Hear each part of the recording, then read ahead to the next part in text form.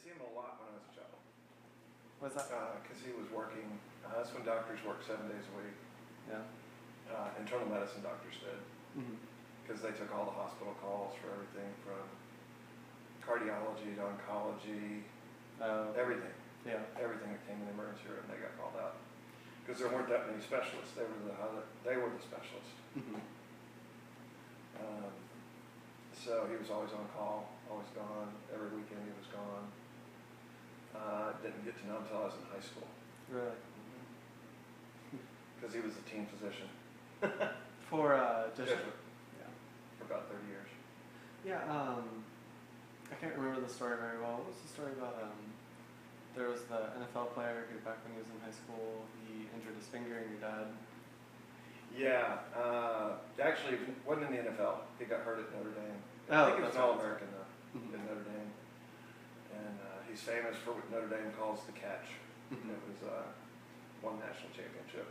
Really? It was a great catch. Yeah. Robin Wright. That's right. Okay. And I think he graduated in the 70s.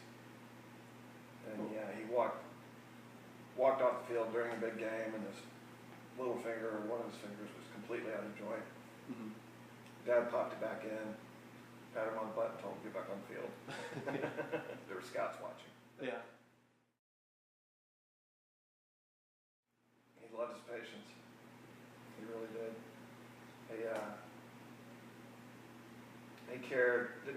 Never cared about the money. He took care of pretty much all the Catholic priests and nuns in Dallas for the most part. Never charged any of them.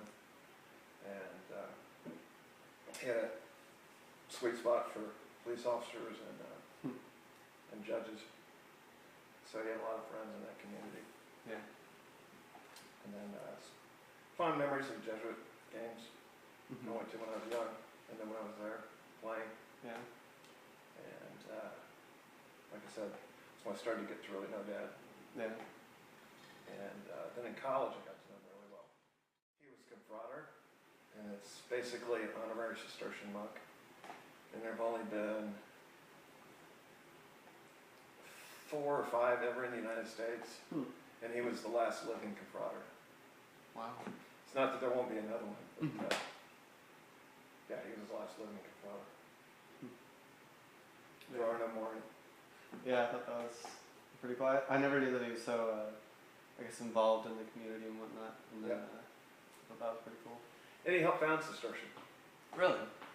Him and a group of other men bought a house by Ursuline. And Dad was taking care. Dad found the priests. They were basically refugees from Hungary, still being persecuted by the Soviet Empire.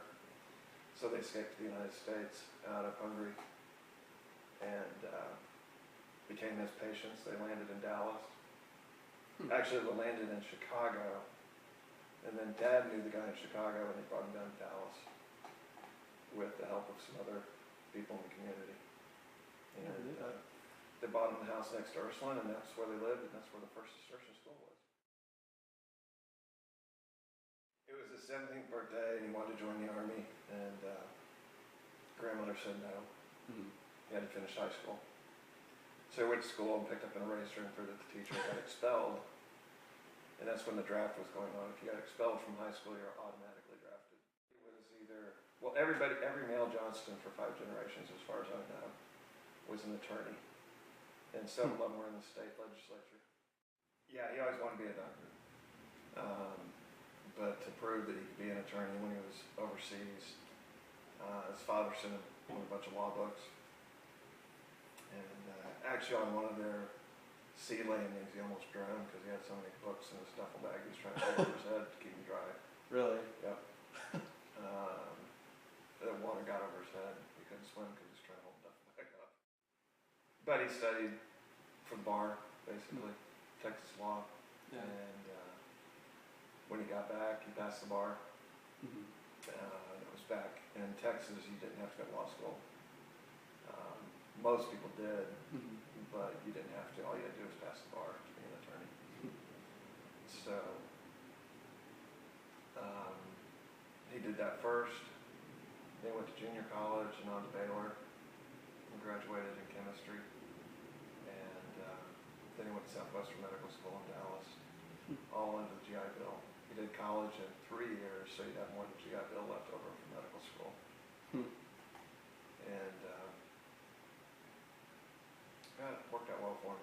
Yeah. But so his degrees in order go lawyer, college graduate, medical school graduate, and then at his 10-year high school reunion, grandmother got him his honorary high school diploma.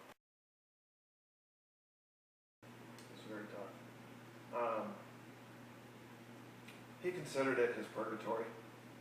Really? Yep. And after the last few years, he couldn't even get thoughts across.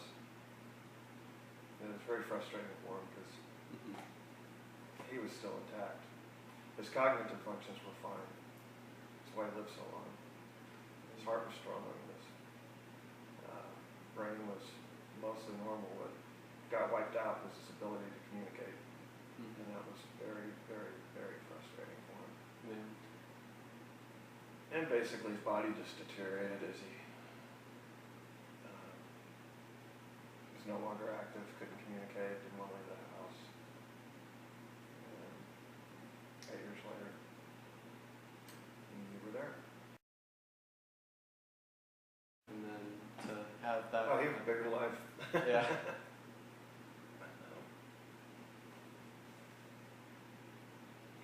Yeah, had a big personality. Very large. Kind of took over our room when he was in the room. I think So it was a hard way to go.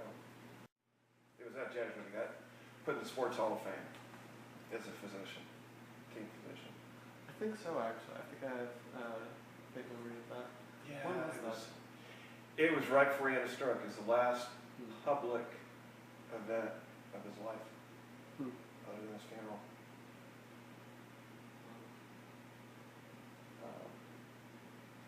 It was a great weekend. He really enjoyed it. It was really special, but Yeah. he's remembered by the